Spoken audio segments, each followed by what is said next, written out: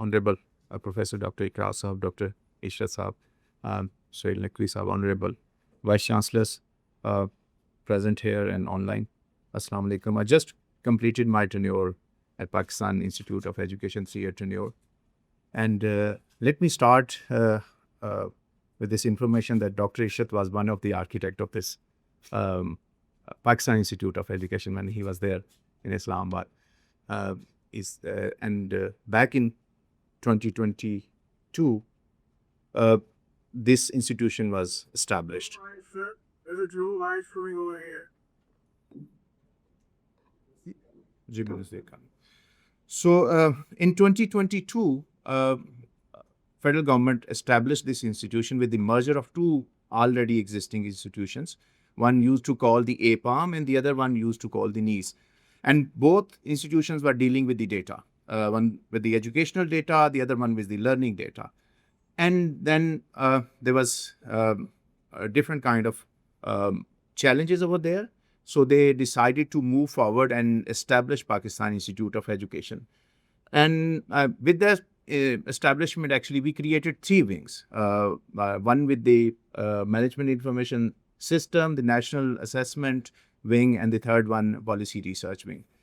This is important that when we started with the colleagues we had over there with the merger, during this period, we didn't hire anyone outside the institution, and we didn't have the capacity even within the given resources.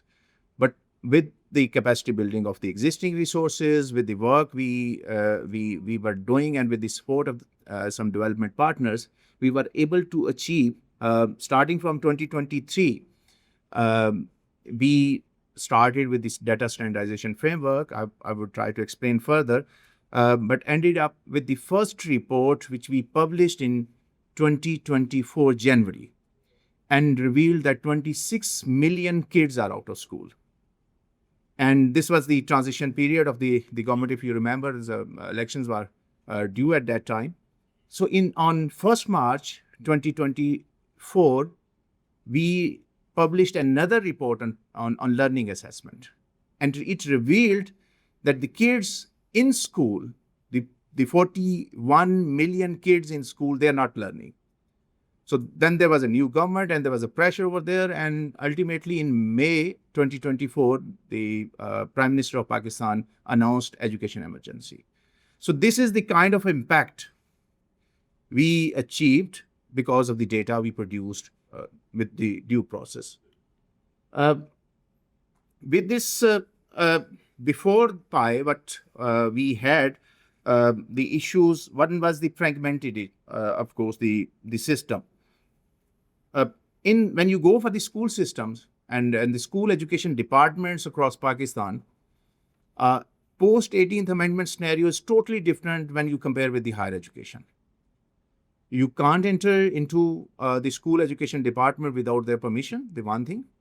All the education departments in the provinces, they were collecting information with their own processes, with their own definitions, and with their own level of indicators. The second issue was the definitions of the indicators. They were collecting the information on the different indicators, but the definitions were different.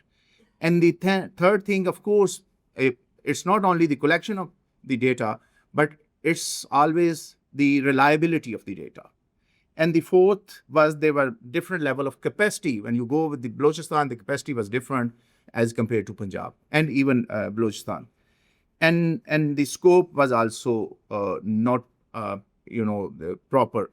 For instance, we added a Washington group of short questions during this process as covering the minor disability data.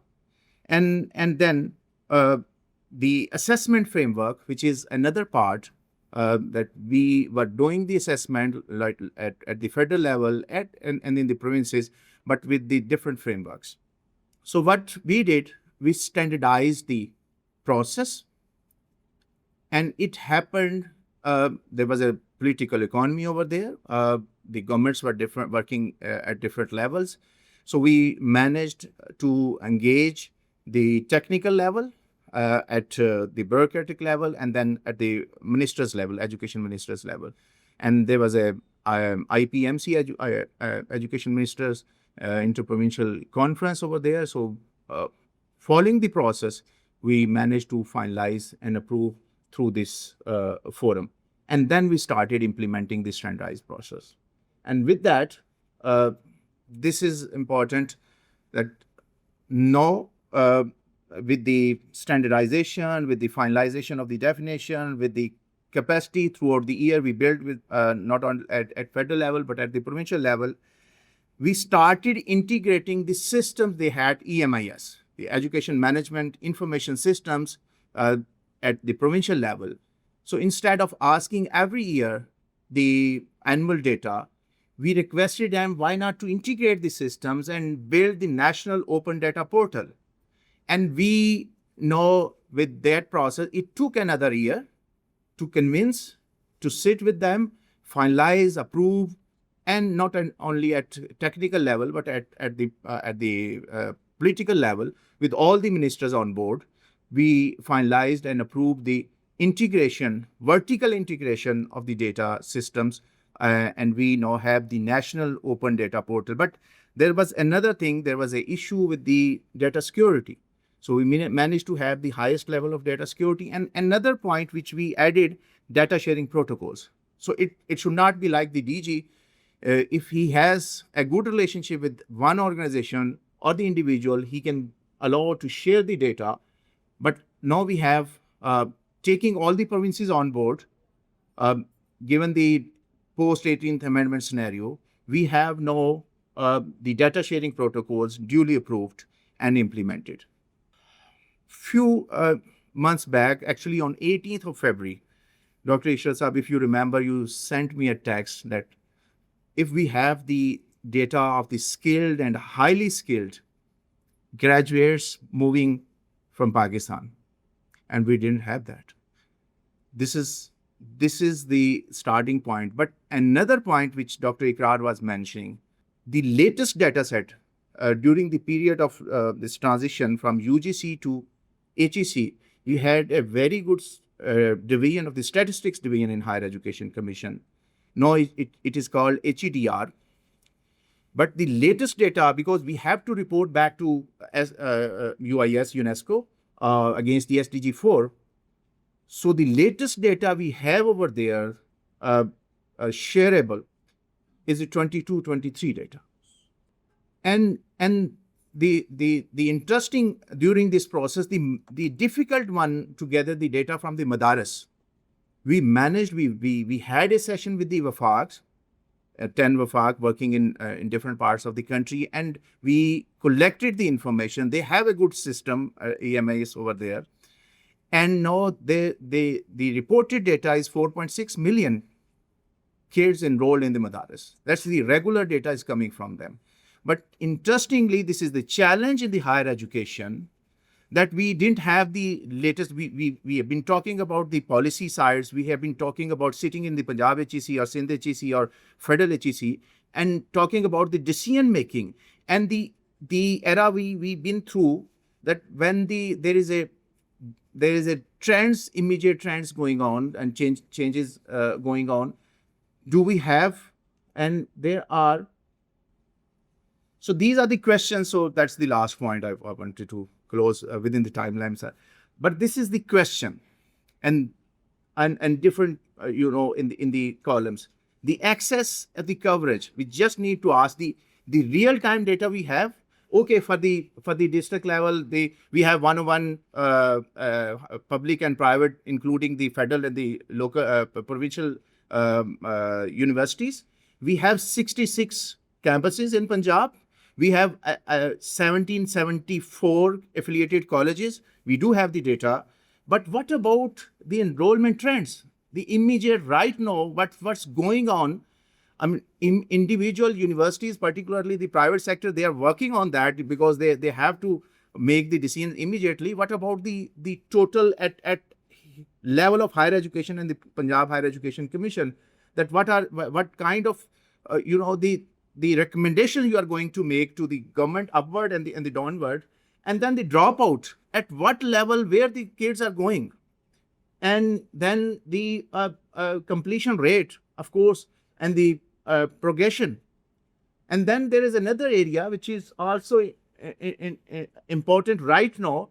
What is the program trends here, where the students are going, the discipline and the growth and the decline and the upward movement and the downward movement and the emerging fields. And there's another issue, which is the standardization. So we don't have the standardized nomenclature. The kind of courses we are offering, and a student wants to move from one university to another university, the coding is altogether different. And then the outcomes, the employability rate Shahid was talking about. So immediately we need to track the students. So how we are prepared for that, and the industry alignment and the salary benchmarking. That's, I think, starting from somewhere, we have to move forward.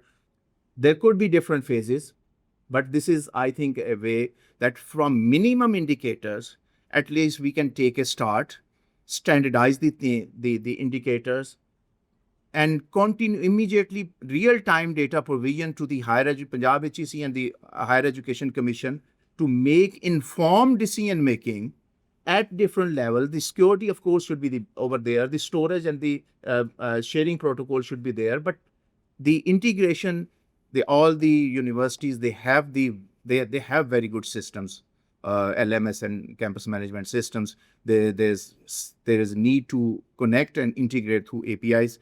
I think, in my humble point of view, there should be a start. It would take, during the next 5 years, the roadmap being presented on parallel basis, the data regime should be strengthened. Thank you very much.